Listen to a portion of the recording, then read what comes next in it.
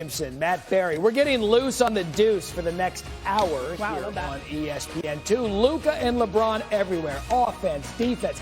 7 consecutive wins for the Lakers. They're looking good. That's probably a scary sign for most of the league. We'll check in on them, what they have to do tonight in an all-time matchup from yesteryear between the Lakers and Knicks. Here's the thing, Matt. They're not the only ones rising in the West right now. The Warriors rolling since the trade deadline. So why is Jimmy Butler saying they're just now turning the corner? We'll head live to Brooklyn ahead of Warriors and Nets.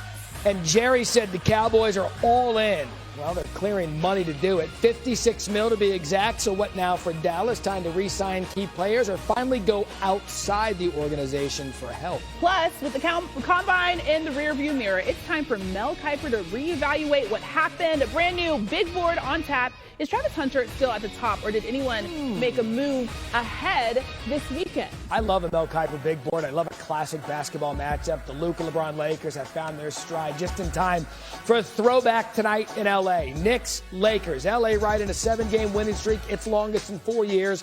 They're 8-2 since trading for Luka, have 17 wins in their last 20.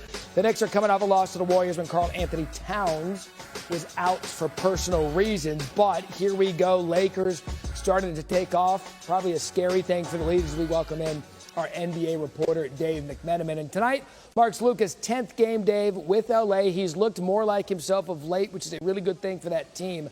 What are they saying about him starting to feel and look comfortable? Yeah, Matt, here's one stat to show you how much Luka is looking like himself with the Lakers. His last 2 games, 11 three-pointers. His first 7 games with the Lakers, 14 three-pointers. So he's found that rhythm.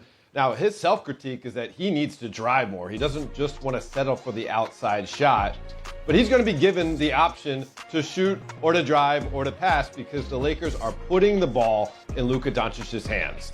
JJ Redick said the other night when the New Orleans Pelicans threw different defense after different defense after Luka, he said that, quote, he solved every riddle.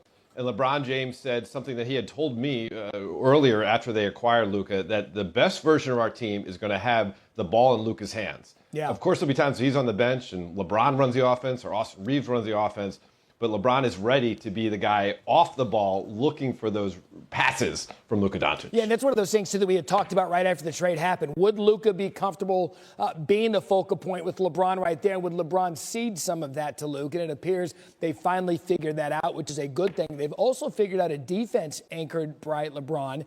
Kind of a surprising revelation since Luka's arrival. What's fueling the Lakers' play on that end of the court?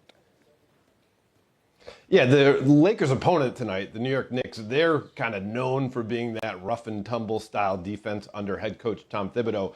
But the Lakers actually have adopted that identity this year under J.J. Redick. And let me introduce you to the masterpiece known as Vincent Van Doe.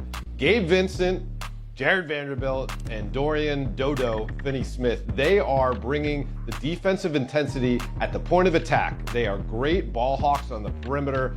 And their activity level is, in some sense, masking the defensive deficiencies of some of the other guys on the lineup, but also upping the level of play of the other guys on the lineup. JJ Redick said last week that LeBron James, you may think this sounds crazy to hear this, you haven't been watching the games, but he thinks that LeBron James over the last 6 weeks has been playing an all-NBA defense level on that end. It's amazing what one move that we thought maybe would build this franchise for the future has done for this team right now. 7 consecutive wins, longest streak in 4 years. They've got the Knicks tonight. Cannot wait to see it. Dave McMenamin with the latest. Dave, thank you.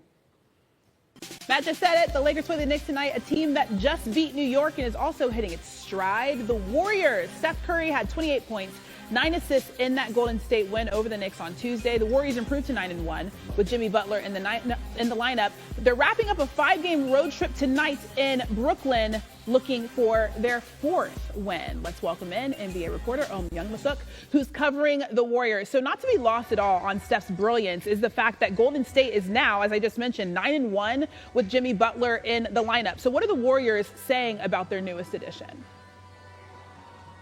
Well, it's incredible. They are 9-1 with Jimmy Butler on the floor, yet they may have found something here in New York. The other night at Madison Square Garden, Steve Kerr said we are discovering our identity, which is basically to play two ways, not just offense, but really locking down on defense. And that's what they did in the second half against New York. I sat down with Jimmy Butler yesterday at the team hotel, and he told me we are turning the bleeping corner. He said that he believes they have figured out something, and that is how to use him in a different way and a more efficient way. What Steve Kerr's been preaching to the team in a couple film sessions is pass the ball a couple times before you get it into Jimmy, and then let Jimmy do his thing inside, which is really to find an open shooter or get inside and bludgeon the opponent and get to the free throw line. Jimmy Butler says if you don't isolate me and you figure out ways to use me differently, that's when he's at his best, and he thinks that the Warriors have figured out how to use them. That sounds very scary for other teams out west. The Warriors, by the way, they're outscoring opponents by just under 16 points per game when Butler plays. So Golden State, they continue to surge with Butler. But there are some keys missing with this team, including Jonathan Kuminga. So how close is he to returning?